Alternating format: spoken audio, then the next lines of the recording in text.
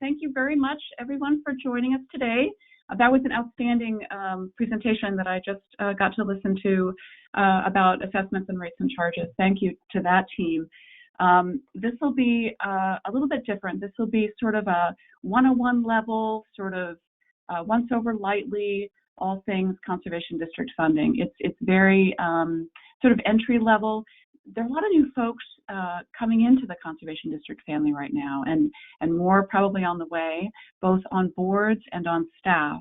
And so it seemed timely to sort of give a sort of comprehensive introduction, which will be a review for a lot of folks, but you may pick up a little tidbit, something maybe you didn't know that you'd missed somewhere along the line, or it might give you some ideas for further study and help make connections between folks that are more experienced at this stuff and folks who are just beginning. So with that, I'd like to thank some very smart people who helped make this better. Thank you to everyone on the screen, and anyone I might have missed. Apologies if I did. This would be much poorer without their input. And also, just remember, this is just the beginning. This isn't everything that you would like to know about conservation district funding.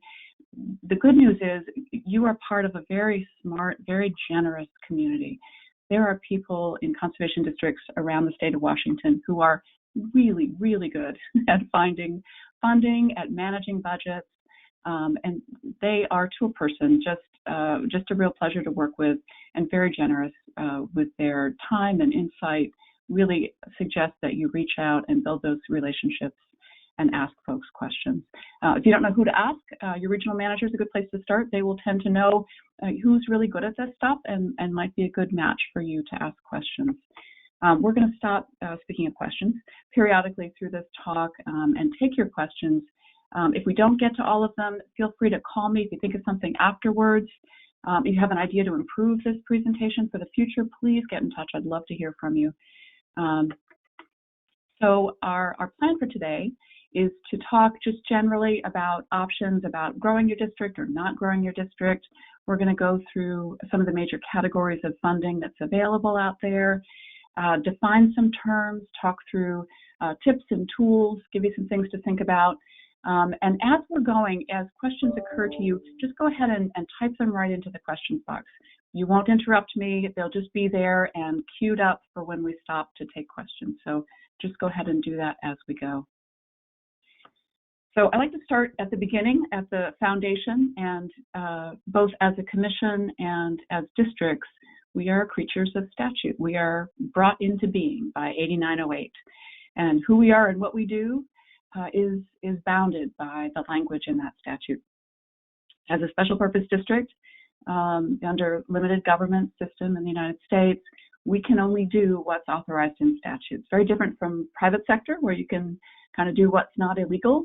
As a government entity, special purpose district, we are bound by the statute. So we are blessed in Washington to have a wonderfully flexible, broad, beautifully written statute. Nerd alert. It's a great statute. I worked in Oregon for about 9 years managing a district down there, and the statute in Oregon is far more constraining, far more limited. We have a terrific statute in Washington. Just keep in mind that you do need to color within the lines as you get creative and thinking about funding. You know, it's possible to go outside the statute. It's hard to do. We have a great statute, but keep in mind that you do need to color inside the lines.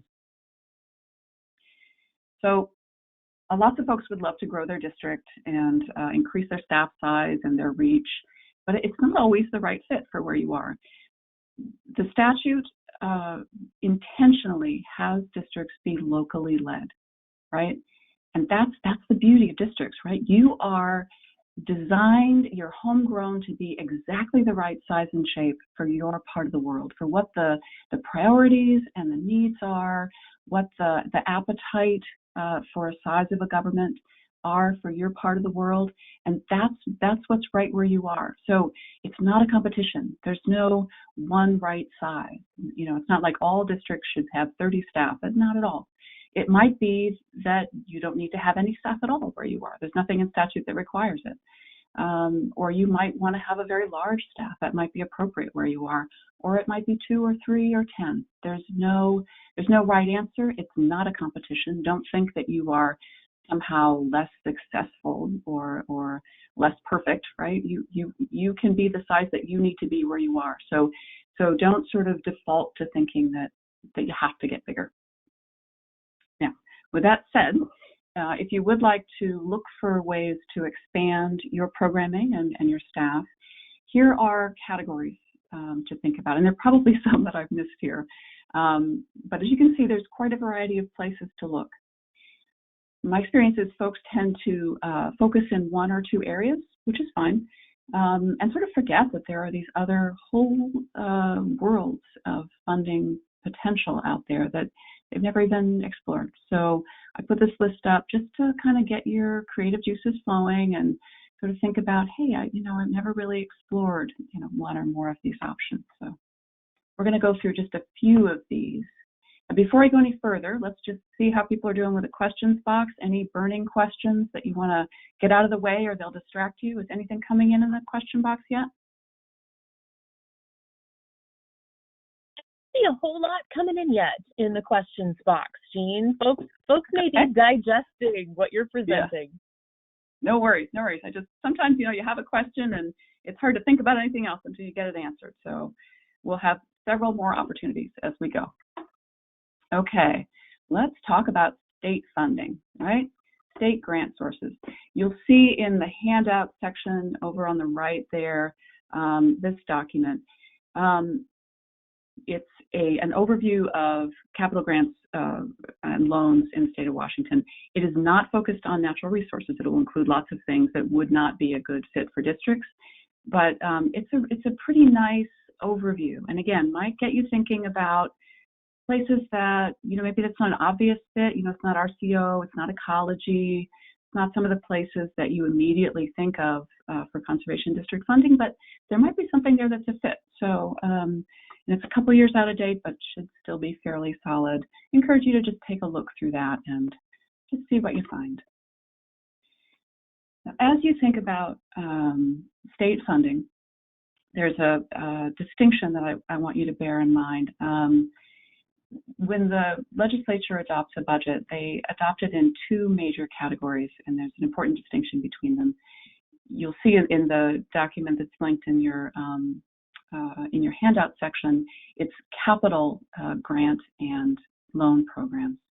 So capital funds are project funds. These are funds that are to build a thing out in the world, a durable thing out in the world. So we at the Commission, we use capital funds to grant to install conservation practices with a design life of greater than a year. That's our bar for a durable thing in the world. And keep in mind the restriction on capital funding to be for building a durable thing in the world, not for paying the power bill, not for outreach and education programs, but for construction. That restriction is at the statutory level with the budget itself. It's in policy at OFM, and it's also in the international bond market. So when the legislature appropriates capital funds, they're largely selling bonds out in the world. And so the rules that come with capital dollars, they attach to that money, and they follow that money however many times it changes hands. So the money comes to the Commission as capital funds, let's say. It goes to a district as capital funds. You use it for something.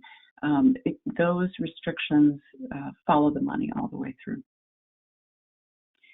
The other category of funding is operating funding. These funds are very flexible.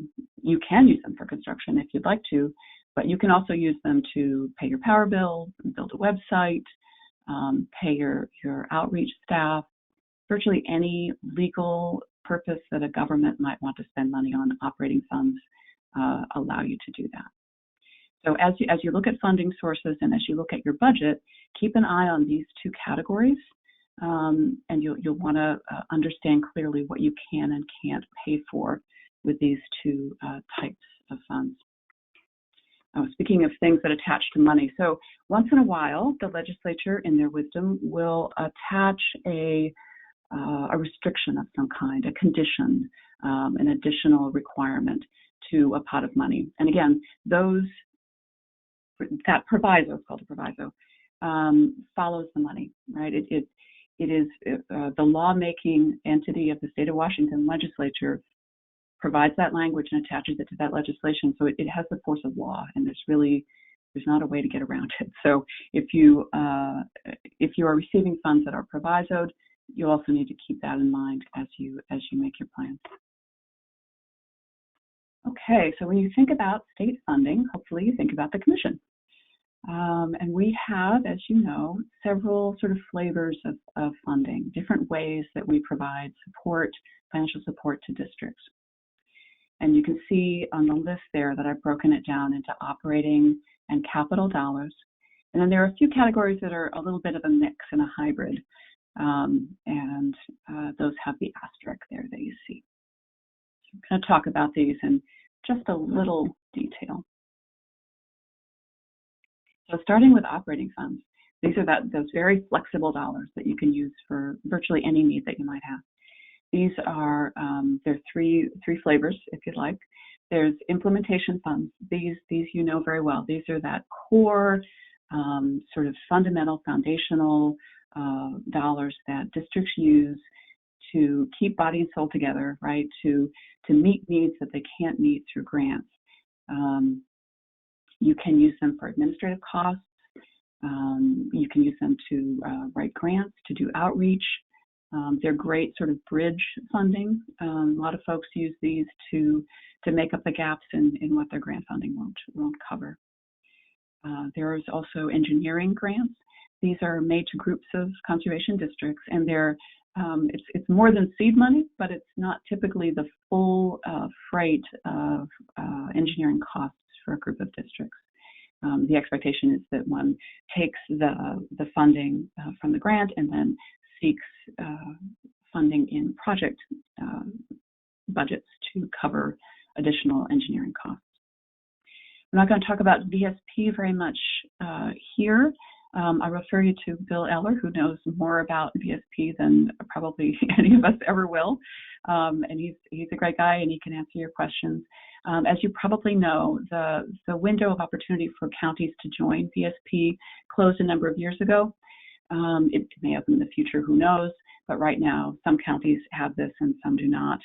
By statute, the county decides what role the conservation district has in VSP. In some cases, they have a very strong role, and this is a big funding source for the district. In other cases, little or no role, and that's, again, completely up to the county. All right, let's move on to capital funding. So a couple of grant funds that you've probably heard of. I'm going to start with shellfish funding. So this pot of money was granted to the Commission for use by districts by the legislature with the goal of opening or reopening or keeping open commercial or recreational shellfish beds. Right. So projects that are funded, these are capital projects, right? They have to have a meaningful outcome related to that goal, right? We have to be able to make a straight-face argument that that project will make a meaningful impact on that goal. So because of geography and where shellfish beds are, only Puget Sound and Southwest coastal districts are eligible for these funds.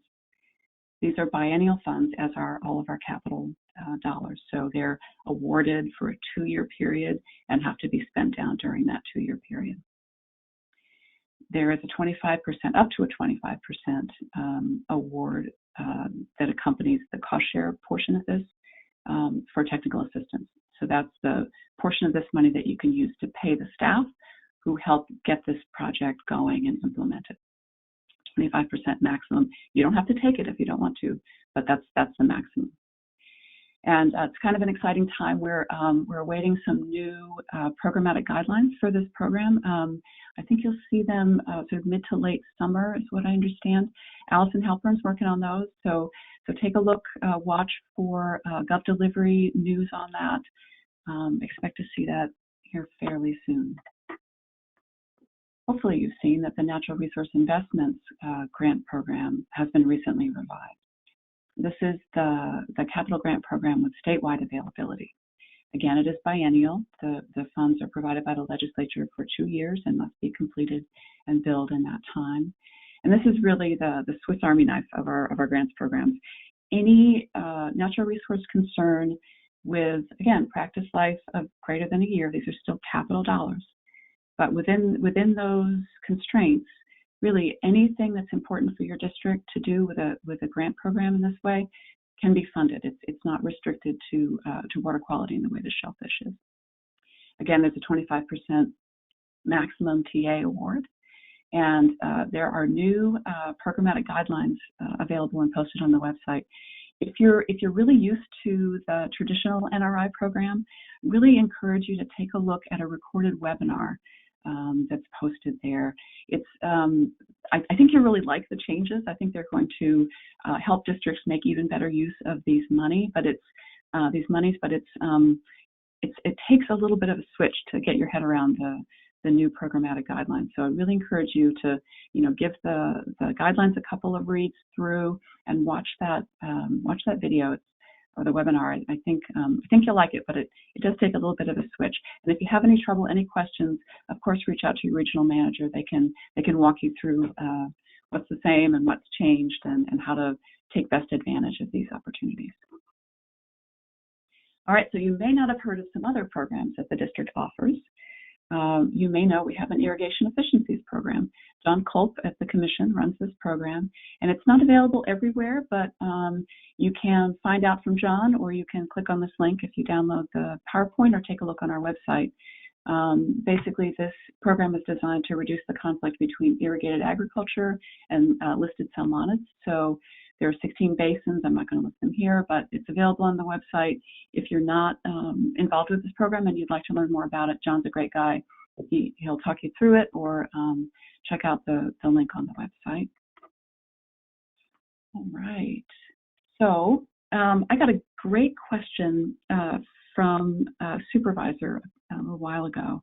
He said, the core funding that we get from the Commission is so important to us, and we could really use more of it.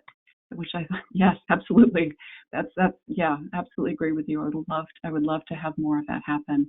And his question was sort of, so how do we make that happen? I said, great. A two-part answer. First of all, how do we get more funds into the Conservation Commission? And then how do you make sure at your district that you're getting your fair share out of the commission, right? So two-part answer. First part of that, how do we collectively get more funding from the legislature to the commission to pass through to districts? So lots of answers here. Here are some basics. Make sure you've got projects in CPDS. If we can talk to the legislature, not about sort of theoretical, hypothetical projects, but actual real projects that we can point to and say, here's a project that if we had the money tomorrow, the district could do, and here's what it would mean, right? The more projects we see in CPDS, the better luck we'll have making that argument with the legislature. Of course, continue to build good relationships with your local delegation. Help them see and understand the value that these funds bring to their constituents. Farm tours are a great way to do that. Folks are doing that right now, or setting those up. That's a great tool. There are opportunities in the course of events to send support letters for the governor's budget as that's being developed. Talk to your regional manager about the timing on that. And gather up support letters, send in testimonials, send in great, you make it into the paper, you have a success story, send that to the commission. We keep a file at the commission of great examples of district wins and successes. Help us build that portfolio. Laura Meyer at the commission keeps those handy. She builds a great file of those that we draw on, our legislative folks and WSCC draw on to make arguments as we need to with the legislature as questions come up. And you'll see as we're in the throes of budget, you'll hear calls for data, calls for stories, calls for examples.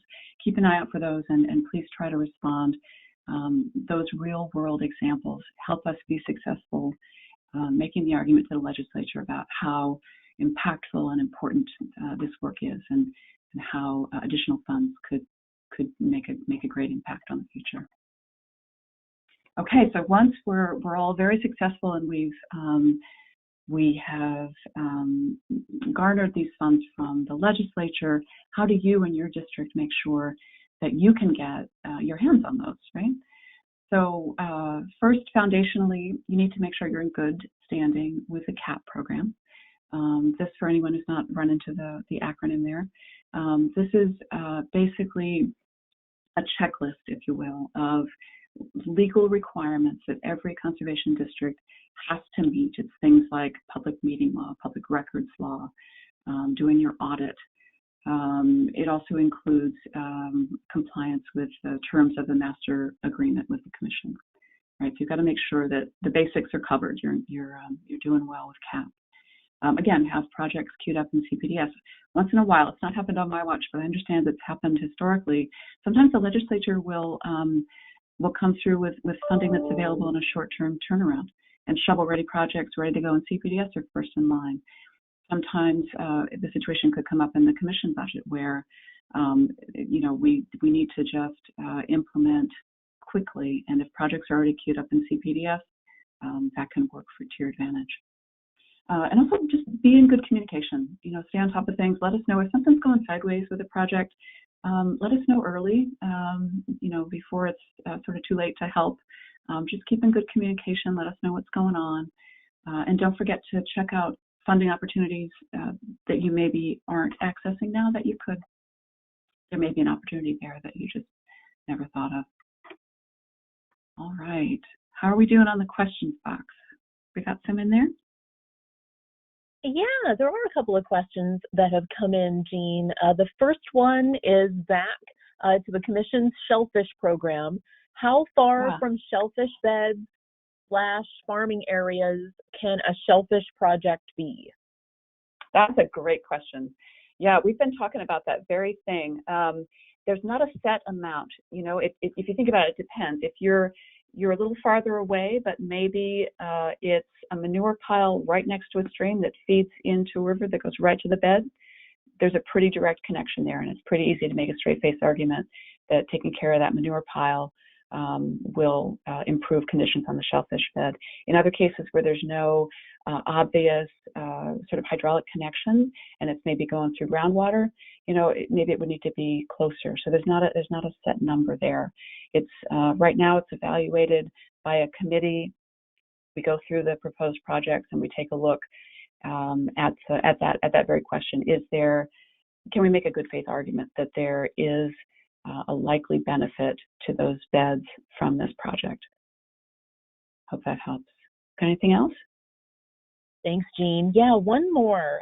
Can you or did you explain the Sustainable Farms and Fields funding, and what is that and how can districts access it? Oh, gosh. Yes, that's come on pretty recently, and I don't have it worked in here. My apologies. I'm going to have to refer you to our website and to Allison Halpern for that, unless there's somebody on the call who can field the question. I don't see Allison with us this morning. I do know that that's something that she's actively working on putting together. So it is fairly new. I don't believe there's a funding source actually secured for it yet. So maybe a preview of coming attractions to stay tuned for. Yeah, thank you, Shauna. Right, and great question. Yeah, please do keep an eye out for that. It's an exciting new program, and we're not sure how significant a funding source it will end up being, but it could be pretty great. So yeah, please stay tuned on that. Thanks for the question. And that's all the questions right now. Okay, well, we will keep going and we'll see what else occurs to folks. All right, so we're moving on now to federal funding. So we're going to focus largely on Farm Bill programs, which is sort of the bulk of what conservation districts are accessing in Washington. But keep in mind there are lots of other federal funding sources out there. Depending on where you are, especially on the west side, lots of folks are tapping NEP, EPA dollars largely through Ecology, Department of Health, or the Puget Sound Partnership. Bureau of Reclamation is a great source down in the Columbia. Bonneville Power Administration. There are competitive grant programs at Forest Service. There's, the list goes on. I do want to mention a note. A district tripped over this recently and suggested that I include this here. As you tap more federal dollars, as you get to about $750,000, so at that level, there is an additional audit requirement that kicks in. So if you're looking at a year where you're going to bring in $700,000 in federal funds, and you're thinking about one more federal grant, just consider the cost of that audit, right? $25,000 plus staff time, and see if it's worth it for you to pass that threshold. Wouldn't want to have that catch you by surprise.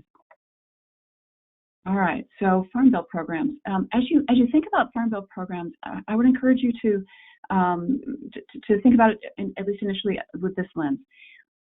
Put yourself in the shoes of the federal agency that you'd like to work with.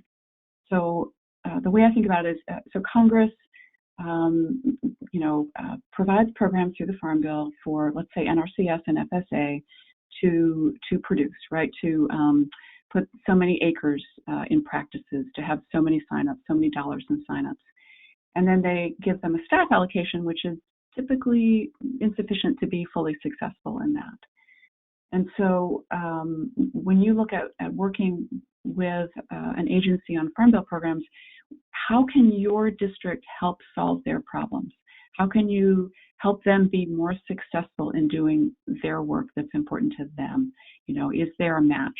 Do you have expertise and availability on your staffing that might help them access producers or get farm plans written or whatever it might be? So to think about it first from their perspective is probably a good lens to think about it from. And just a couple of things also to keep in mind. There is typically a match requirement, and the state and federal fiscal years are different.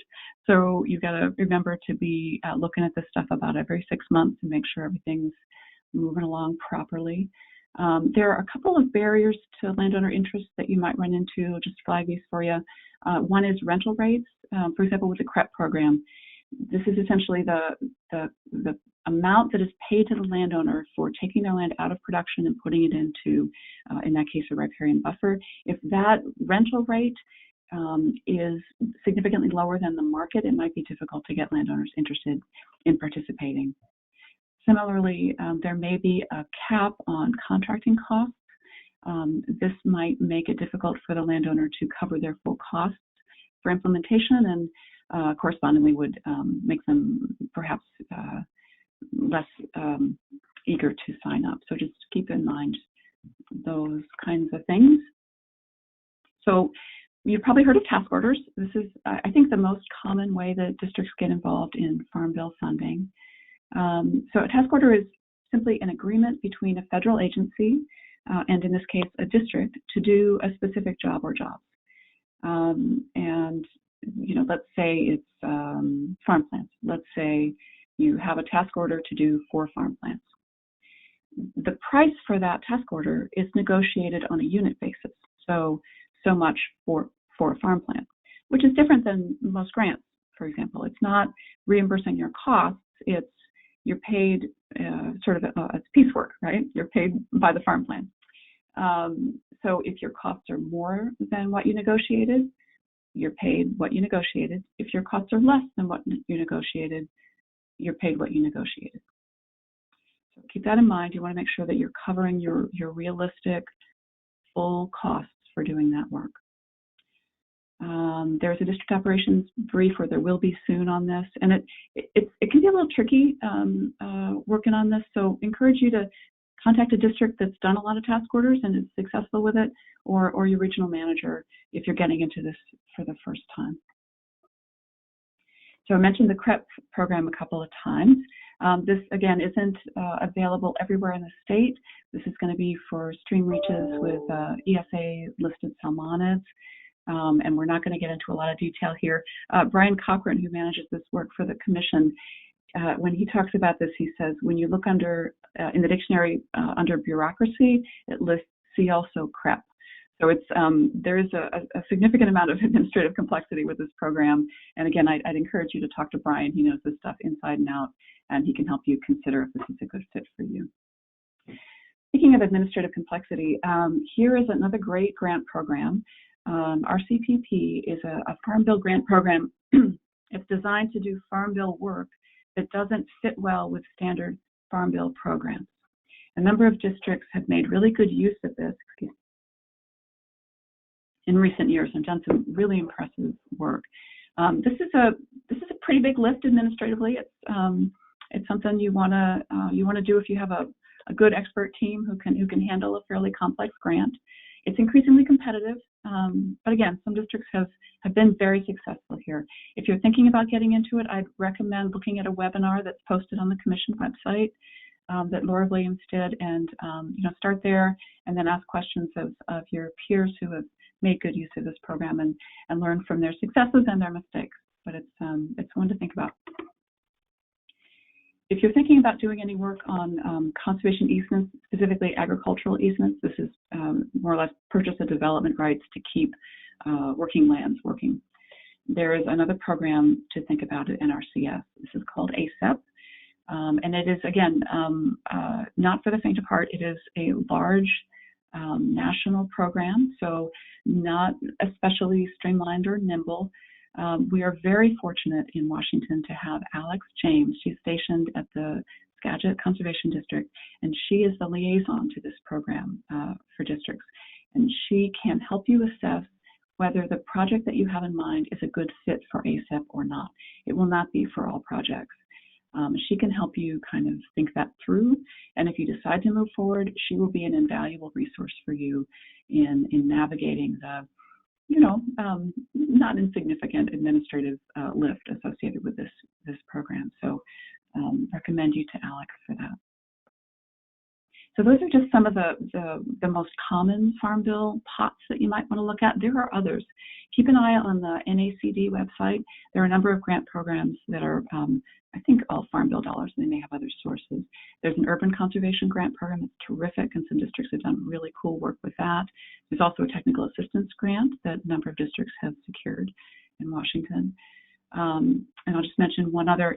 During the pandemic, a number of districts were very successful in the Farm to Food Pantry. It's a contract system rather than a grant, but doing some great work helping producers find markets and helping hungry families get good food locally. So, always keep an eye out. Farm Bill is a large piece of legislation, so don't be limited to just the usual avenues. Take a look through. There may be some other things there that are worth looking at. Okay, so I'm going to ask for questions, and also if there are additional thoughts or additional funding sources, we probably have some real experienced folks on the call here, so feel free to supplement what I'm saying with things that you've run into, that you've discovered, other things that you'd like to share with the group. Just go ahead and put all that stuff into the questions box. That would be great.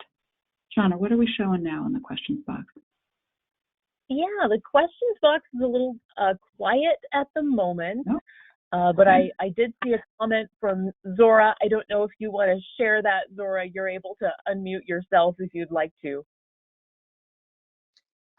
Jean, you mentioned that our CPP was a little more challenging administratively. I would kind of turn up the dial on that. It's extremely, extremely administratively impactful. Like, yeah, so be careful. Thank you. Thank you for sharing that. A real world testimonial. You're welcome. Live in the training. Yes, thank you. That has been my understanding from other folks as well, that this is not for the faint of heart. This is a significant administrative lift. There's good money there, but man, they make you work for it. It's not a simple process. Thank you. Thanks, Zora. And I just see one more question here, a hand up. Mike, looks like you're self-muted. Yeah, I didn't want to unmute myself until it was time. Go ahead. So from my area, we're kind of in a funding netherworld down here, so I've had to be very creative to get funding for a lot of the things that we do. So I don't know how many new people are on here, but so to get funding to do things, I've gone through a legislator to get funds from the Department of Commerce.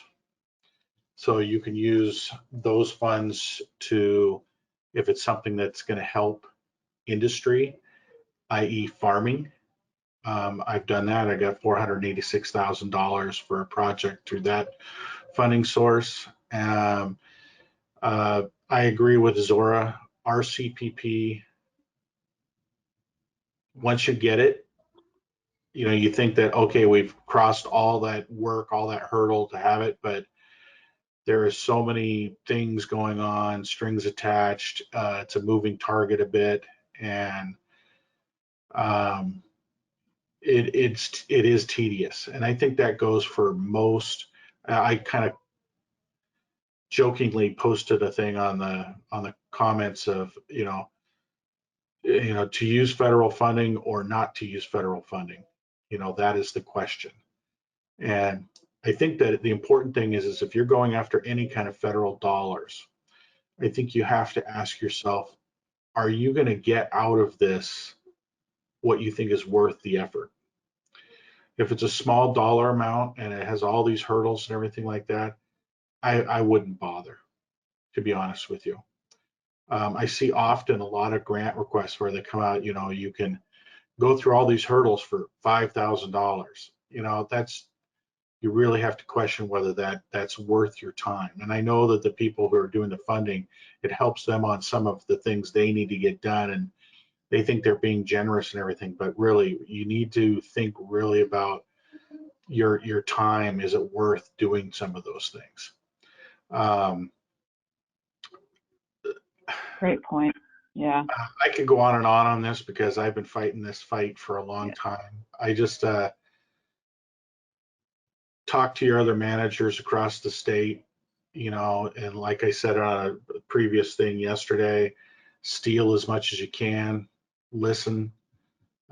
We actually on the coast, one last thing is that because we weren't getting any funding for large projects, the coast created its own funding source, Washington Coast Restoration and Resiliency Initiative. So think outside the box, get lots of partners involved. It's if you're having problems getting funding for a certain arena, I guarantee you there's other folks that are also having the same problem. And together you are stronger than separate. Thank you so much.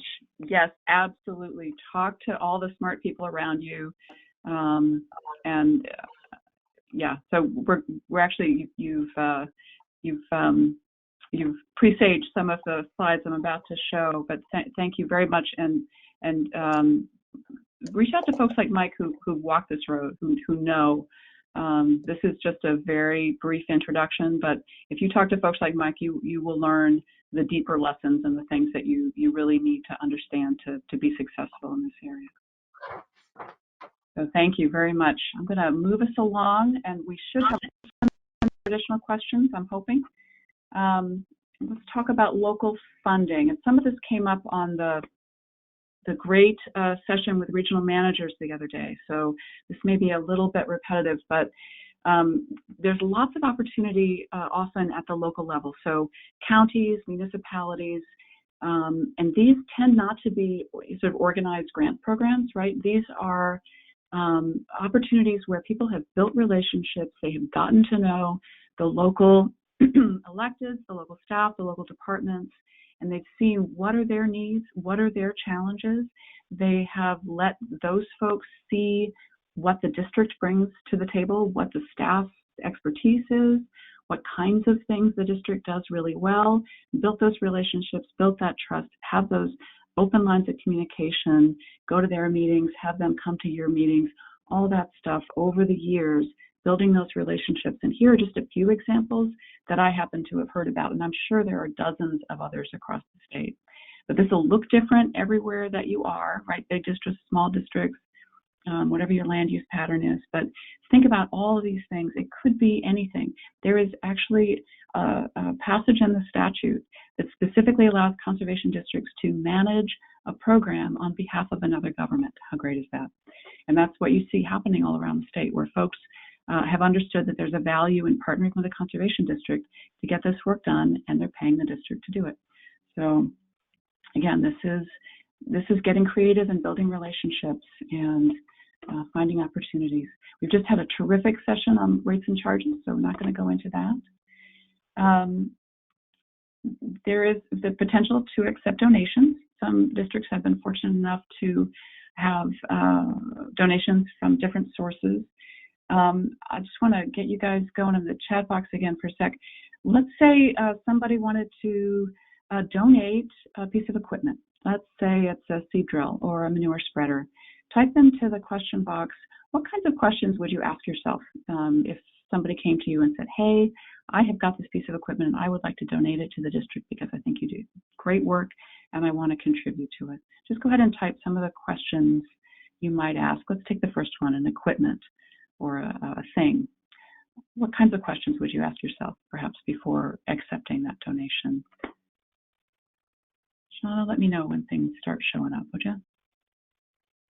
I will. So far, how about what kind of maintenance does it require? Liability? Condition? How much will it cost to insure the equipment and its use? Right. Again, current condition. Oh, what personal protective equipment is required, or does it increase risk? Great. Those are great. Yep. Great thoughts coming into the questions box. Storing it. Yep. Storage. How much staff time is needed for managing the rental? Yeah. Yep. Is it the right size for your producers? Is it the right type? Is it what your folks need? How's it going to be transported? These are great. Yeah. So just same thing. And land can be a huge money pit and a huge source of liability. Even cash can have a political downside, right? Sometimes there are strings that are hard to see initially. So yeah, you guys are thinking about it just the right way. That's exactly right. Sometimes a gift can be really expensive. Just depends. Looks like Zora too has a comment about equipment. If you'd like to chime in here, Zora, go ahead. Sorry, I just wanted to say, as far as rental equipment, we've got two pieces of it, and the cost of the equipment is nothing. It's absolutely nothing. The rental, like managing rentals, takes so much staff time. So if you are considering something like that, really make sure that you can sustain that. Thank you. Yep. True fact. Thank you. All right. So I just wanted to cover a couple things. Sometimes the way to increase capacity is not to bring in more money, but to save money, right? So maybe there's a partnership. Maybe you can share equipment, vehicles, tools, whatever it might be. Shared office space might save you money and make good connections and relationships that are advantageous. Maybe you can share staff with another entity, joint projects, outreach channels, just reaching, getting on the radar of key decision makers and electeds. Maybe that's worth its weight in gold, but it's not a actual something that's going to show up on your balance sheet, right? So think about all of these things. It's not just dollars. And as you think about ways to partner and be efficient, some districts have made amazing use of ILAs. These are agreements between districts. You can share staff, you can do joint projects. The area foresters, area engineers are great examples. If you're thinking about doing a thing, if you have an idea, reach out to your neighbors or depending what it is, even someone all the way across the state who has a similar kind of focus. Maybe between you can do something that neither of you could do alone. There are often some real efficiencies to joining forces. There's just so many smart people with good ideas out there. Reach out and see if other folks are having those same good ideas, or maybe they have one that's even better. And if you guys partner together on it, who knows? So think about these kinds of partnership efficiencies too. people are making good use of it, but I feel like it's still underutilized. I mentioned that I wanted to cover terminology. I'm going to talk about these just briefly because I've seen folks leave money on the table, and I never like to see that happen. So as you charge your staff time to a grant, you're going to use what's called a comp rate or the composite rate. This is essentially all of the things that you pay the employee, the benefits, the insurance, the leave, all of that. So look closely at what's allowed in that comp rate for the funder and make sure you're not missing anything, and keep those comp rates up to date. Costs go up, things change, maybe you have a step increase. Don't short yourself. Make sure that you're updating your comp rate and you're not leaving money on the table. Also, have as good an understanding as you can of what your actual indirect or overhead rate is. For folks that aren't familiar with that term, this is the body of things that aren't directly involved in producing the widget for the grant. This is, you have to have board meetings, you have to have, lights, that you pay the power bill, that you have a district manager, that you have, right, you have to have board meetings. These things have to be paid for, or otherwise you can't produce what you need to produce in the grant. And funders understand that, although they like to be pretty tight on how much they like you to charge on this. If you have good documentation and can explain your indirect rate really well, in some cases it won't make any difference, but in some cases you may be able to negotiate a higher rate. Funders don't typically offer that option, and in some cases it's constrained in statute and there's not flexibility, but I would argue that getting a handle on what your actual overhead rate is allows you, one, to perhaps negotiate where that's a possibility, and two, to plan better and think about, sort of like Mike was saying, do I want to apply for this grant, or am I going to really lose money on it? And indirect rate is one of the things that can make that difference. So a couple things. I know I'm running out of time here, but when you think about grants, so some of these are extremely competitive. You might have dozens and dozens of applications for one award. So you never want to be counting on any particular award coming through. Hedge your bets, cast a wide net, and ask folks about, what kinds of things have people been successful getting grants with.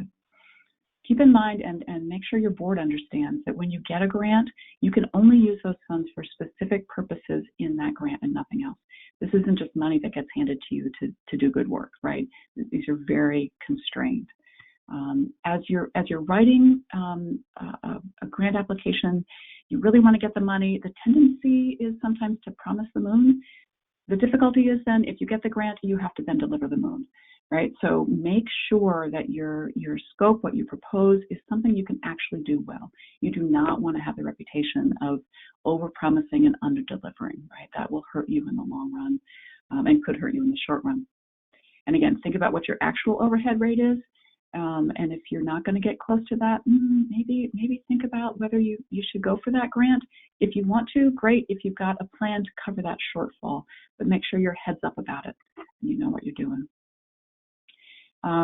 One way to help reduce that shortfall is to direct bill as much of your administrative costs as is allowed and appropriate with those funders. So if your admin person is processing invoices, charge their time to the grant while they're doing that. That's completely legitimate. I mean, usually is check with your grantor, but direct bill as much as you can legitimately bill. Make sure that you're building grant administration and reporting into your staff work plans, right? There is some time there that's not just about the deliverables that you'll need to build into your folks' schedules. Always be thinking, 2 or 3 years out for your grants, right? It takes a while. You're going to apply for a grant, and then there's a review process, and then it's way down the line that you actually have funding available to you, and then it's cost reimbursable. So you've got to be looking out, what's going to expire, what do I need to be getting into the pipeline when that expires, and so on and so forth. And then this next bullet is exactly what Mike was saying. Think about what makes sense to apply. Make sure the juice is worth the squeeze. Is the size of the award worth it for the administrative lift? Is it a good fit to what you want to do, or is it an awkward fit? How administratively complex is it? Think about all that stuff before you pull the trigger. It might be, you might kind of almost lose money on a grant application, right? Just think that stuff through. Cash flow, as you get more grant oriented, can be an issue. Most grants are cost reimbursable, right? So you need to make sure that you've got cash flow to be able to pay your staff and then get reimbursed, right? or pay for whatever it might be. And keep in mind, there's often a match requirement. Excuse me. So you're using other parts of your operation as a match for these grants, and that sort of locks you into that in some ways. So it can limit your flexibility. Make sure your board understands that. You don't then have endless flexibility when you have things promised as match. So again, this web of restrictions that happens when you have operations that are dependent on grants. As staff are making work plans or coding your timesheets, you want to make sure you're charging as much as you legitimately can to those soft money sources, right? And using your implementation dollars or rates and charges for things that just don't fit anything else. But you're not sort of doing it because it's easier and simpler than trying to figure out where it fits. Yeah, gotta be pretty strategic with how those funds are used. They become increasingly precious the more soft money you're using. Yeah, keep a close eye on that balance, because you could get yourself into trouble even though you have lots of grants. It's possible to do. Just a tip for those who hadn't seen, some grant sources do not allow governments to apply. Sometimes you can work out a pass-through with the Washington Conservation Society or WSCC to do a pass-through. So, maybe make a call over there and see if that's a possibility. And then a couple of just philosophical points at the end. So, as you build a more soft money dependent organization, it becomes you have to get the next grant. You have to get the next grant to support your staff, and you can sort of wake up one day and say, wait, what were we meaning to do here? What was our mission? We've been chasing one grant after another. What are our priorities again versus what's fundable? So just kind of check in with that. Make sure you're not letting the tail wag the dog. And then keep an eye on if you find that you have units of your staff that are almost like independent subsidiaries of the district that are grant money funded. Just keep an eye on that. That can drift into some kind of goofy areas. If you think that might be happening, reach out to your regional manager. We can talk you through some of the common pitfalls and ways to avoid or get yourself out of that if you find it happening. So if you don't have a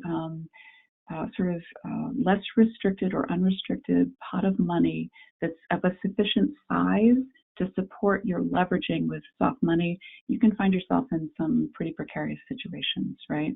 You want to make sure that you've got that base to be able to cover a shortfall, cover a gap between grants, cover the unexpected. Just keep an eye on that, and don't make it so you can't sleep at night. And I would encourage you also to think about what is your niche as an organization. What are you best positioned to do? Are there things maybe that Extension does really well and it doesn't make sense for you to get into that area? Is there a place where, boy, if we joined forces with this partner, the synergies would be amazing? That's what we should do. Think about it maybe as a puzzle pieces. What piece do you bring to add to what the partners bring to collectively serve the greater good? What's our part of the puzzle? Yeah. So we have a whole minute and a half for questions and other thoughts. Shauna, what are we seeing in the question box? Yeah, a few comments have been shared in the questions box. Alyssa is kicking those out to all, so I'm not going to go through those specifically. A question we did have that's been hanging out for a little while: has anyone had experience getting the Conservation Innovation Grant, and whether or how it was worthwhile? If you have experience with that, just drop your contact information in the questions box, please, and we'll share that out. So hopefully you all could have a side conversation around the Conservation Innovation Grant. Then also a question, can you talk more about how or where to access private foundations? Any additional thoughts on that? That's a great question. I don't know a good comprehensive source for that. I would just get on the internet. I'm sure someone has pulled together a compilation there. Anyone on the call know of a good sort of compiled, ready-made source there? feel free to drop that in the questions box if you do have some intel to share there, or you can raise your hand and we'll unmute you. I do see a couple of things coming into the questions box. So it looks like Tom Salzer has some experience with the CIG. That's in the questions box. And then also Mike Norden shared the PEW Foundation. So some feedback coming in there. Pew Foundation. Say again? I think you were with us there for a minute, Mike. It's called the Pew Foundation.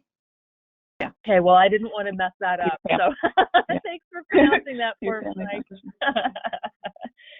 And I do see another hand up. Kelly, let's go to you. Looks like you're self-muted. Oh, yeah.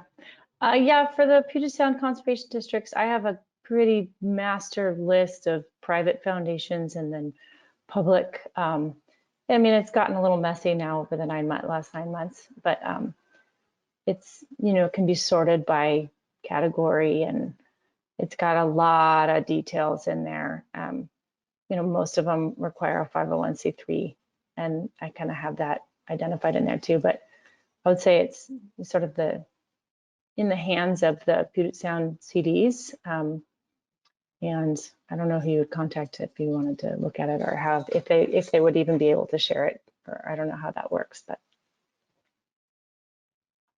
that's it. Thanks for sharing that, Kelly.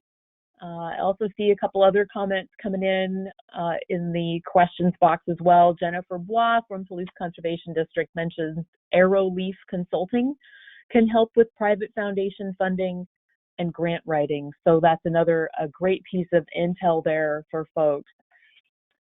So I want to thank you so much, Jean. Thank you for putting your contact information there for any additional follow-up questions on the screen. Don't hesitate to reach out to Jean or your regional manager. We can always route Jean's great thoughts to you as well if you don't happen to be in the Puget Sound region. So thanks again, Jean, for sharing all that great information with us this morning. We're going to go ahead